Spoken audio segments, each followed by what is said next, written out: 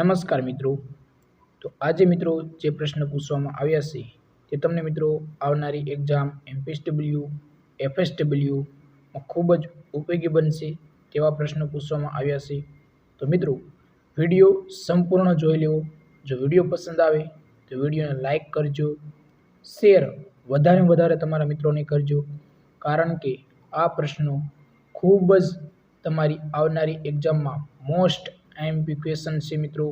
તો ખાસ એકવાર આ વિડીયો સંપૂર્ણ તમારે જોઈ લેવો, કારણ કે તમને ખૂબ જ બેનિફિટ થશે તેવા પ્રશ્નો છે. ઘણા ખરા પ્રશ્નો તમને કન્ફ્યુઝન પણ કરશે. તો મિત્રો ખાસ વિડીયો પૂરેપૂરો જોઈ લો. તો ચાલો વિડીયો શરૂ કરીએ. પ્રશ્ન નંબર 1 મિત્રો જોઈએ, વિટામિન B3નું બીજું નામ શું છે? તો જવાબ આવશે મિત્રો વિટામિન B3નું નિયાસિન બીજું નામ છે. પ્રશ્ન નંબર 2, ત્રિગુણી એટલે કે DPT રસીનો બીજો બૂસ્ટર ડોઝ ક્યારે આપવામાં આવે છે? તો મિત્રો ત્રિગુણી એટલે કે DPTનો બીજો બૂસ્ટર ડોઝ 5 થી 6 વર્ષની ઉંમરે આપવામાં આવે છે મિત્રો. અને મિત્રો દરેક પરીક્ષામાં વિટામિનને લગતો એકાદી કે બે પ્રશ્ન તો હોય જ છે. તો મિત્રો ખાસ પ્રશ્ન નંબર 3, સ્વાઇન ફ્લૂ રોગનો ઇન્ક્યુબેશન પીરિયડ એટલે કે IP કેટલો હોય છે? તો મિત્રો સ્વાઇન ફ્લૂ 7 દિવસનો IP એટલે કે ઇન્ક્યુબેશન પીરિયડ હોય છે. 7 દિવસ. સ્વાઇન ફ્લૂ કયા વાયરસથી થાય છે? તો H1N1 થી થતો રોગ છે મિત્રો. પ્રશ્ન નંબર 4, પોસી બેસિલરી એટલે કે PB રક્તપિત્તની સારવાર કેટલા સમયની હોય છે? તો મિત્રો પોસી બેસિલરી રક્તપિત્તની સારવાર 6 મહિનાની હોય છે. અને મિત્રો પોસી બેસિલરી રક્તપિત્તની સારવારમાં કઈ દવા વપરાય છે મિત્રો? તો તમે કોમેન્ટ બોક્સમાં જઈને તમે કોમેન્ટ કરી શકો છો કે PB એટલે કે પોસી બેસિલરીમાં કઈ દવા વપરાય છે, અને MB એટલે કઈ સારવારમાં? MB એટલે જે 5 થી વધારે ચાઠા હોય છે તેને મિત્રો MB કહેવામાં આવે છે. તો મિત્રો MBમાં કઈ દવા વપરાય છે અને PBમાં કઈ દવા વપરાય છે તે કોમેન્ટ બોક્સમાં જઈને તમે કોમેન્ટ કરી શકો છો મિત્રો, જો જવાબ આવડતો હોય તો. પ્રશ્ન નંબર 5 જોઈએ, મેલેરિયાનો ઇન્ક્યુબેશન પીરિયડ કેટલો હોય છે? મિત્રો 14 દિવસ. સ્વાઇન ફ્લૂનો 7 દિવસ.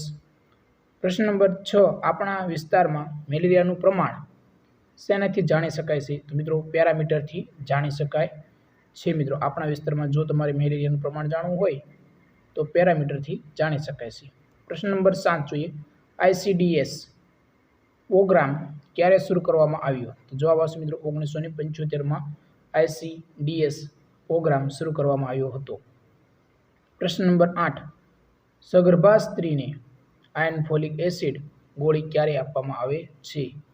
તો મિત્રો સગર્ભા સ્ત્રીને આયર્ન ફોલિક એસિડની ગોળી સગર્ભાવસ્થાના 3 મહિના પછી આપવામાં આવે છે મિત્રો. તો ખાસ યાદ રાખવું કે આયર્ન ફોલિકની ગોળી સગર્ભાવસ્થાના 3 મહિના પછી આપવામાં આવે છે.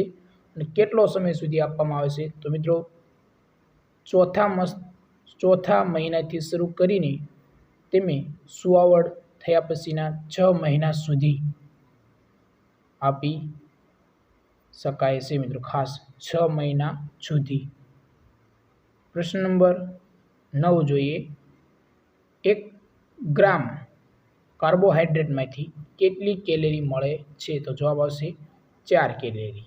પ્રશ્ન નંબર 10, ગળફામાં લોહી પડવું એ કયા રોગનું લક્ષણ છે? તો મિત્રો TB. ખાસ ગળફામાં લોહી પડવું એ TBના લક્ષણો છે. પ્રશ્ન નંબર 11 જોઈએ, રોટા વાયરસની રસી એ કેવી રસી છે મિત્રો? રોટા વાયરસની રસી કેવી રસી છે? તો લાઈવ રસી છે. પ્રશ્ન નંબર 12, સગર્ભાવસ્થાના છેલ્લા 3 માસ દરમિયાન સગર્ભાએ કઈ ગોળી લેવી જોઈએ? તો જવાબ આવશે કેલ્શિયમની ગોળી લેવી જોઈએ મિત્રો. પ્રશ્ન નંબર 13 જોઈએ, સગર્ભાવસ્થાની શરૂઆતમાં 3 મહિના દરમિયાન સગર્ભાએ કઈ ગોળી આપવી જોઈએ? જવાબ આવશે ફોલિક એસિડ, ખાસ મિત્રો સગર્ભાવસ્થાના શરૂઆતના 3 મહિના, છેલ્લા 3 મહિનામાં કેલ્શિયમ, પ્રથમ 3 મહિનામાં ફોલિક એસિડ. પ્રશ્ન નંબર 14, રાષ્ટ્રીય પાણી પુરવઠો અને સફાઈ કાર્યક્રમ પ્રોગ્રામ ક્યારે દાખલ કરવામાં આવ્યો? તો જવાબ આવશે મિત્રો 1954માં દાખલ કરવામાં આવ્યો હતો. પ્રશ્ન નંબર 15 જોઈએ, કયા કાર્યક્રમને સૌપ્રથમ રાષ્ટ્રીય કાર્યક્રમનું બિરુદ મળ્યું? તો પરિવાર કલ્યાણ કાર્યક્રમ 1952. પ્રશ્ન નંબર 16, વિસ્તારિત રસીકરણ કાર્યક્રમ EPI ક્યારે શરૂ કરવામાં આવ્યો? 1978માં શરૂ કરવામાં આવ્યો હતો મિત્રો. પ્રશ્ન નંબર 17 જોઈએ મિત્રો, સાર્વત્રિક રસીકરણ કાર્યક્રમ UIP ભારતમાં ક્યારે શરૂ કરવામાં આવ્યો? તો 1985માં. પ્રશ્ન નંબર 18, પ્રોટીનનો બંધારણીય ઘટક એમિનો એસિડ, ખાસ મિત્રો પ્રોટીનનો બંધારણીય ઘટક એમિનો એસિડ. પ્રશ્ન નંબર 18, AIMS નું પૂરું નામ તો all India institute of medical science. પ્રશ્ન નંબર 20, IDD નું પૂરું નામ આયોડિન ડિફિશિયન્સી ડિસઓર્ડર, ખાસ યાદ રાખજો. પ્રશ્ન નંબર 21 જોઈએ, ગુજરાત રાજ્ય મહિલા આયોગની સ્થાપના ક્યારે કરવામાં આવી? તો જવાબ આવશે મિત્રો ગુજરાત રાજ્ય મહિલા આયોગની સ્થાપના 2005માં શરૂ કરવામાં આવી હતી. પ્રશ્ન નંબર 22, રાષ્ટ્રીય કુષ્ઠરોગ નિવારણ કાર્યક્રમ ક્યારથી ચલાવવામાં આવે છે? તો જવાબ આવશે 1955થી ચલાવવામાં આવે છે. પ્રશ્ન નંબર 23, વિશ્વ રસીકરણ દિવસ ક્યારે ઉજવવામાં આવે છે? તો જવાબ આવશે મિત્રો વિશ્વ રસીકરણ, ખાસ very most time question, 10 November. વિશ્વ રસીકરણ દિવસ 10 નવેમ્બર, ખાસ વેરી મોસ્ટ એમપી ક્વેશ્ચન, વિશ્વ રસીકરણ દિવસ 10 નવેમ્બર. પ્રશ્ન નંબર 24, લોહ તત્વના પાચન અને શોષણ માટે કયું વિટામિન મદદરૂપ છે?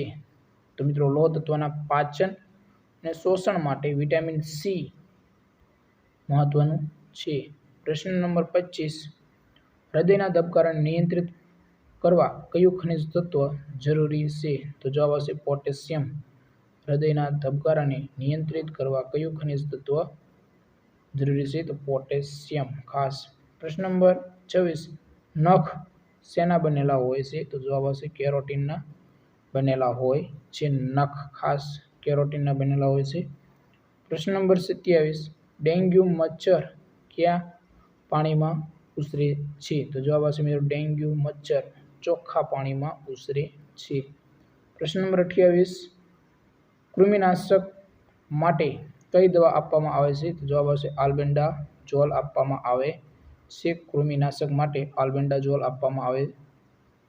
પ્રશ્ન નંબર 29, સંદેશા વ્યવહારની પદ્ધતિઓ કેટલી છે? તો મિત્રો સંદેશા વ્યવહારની પદ્ધતિઓ 3.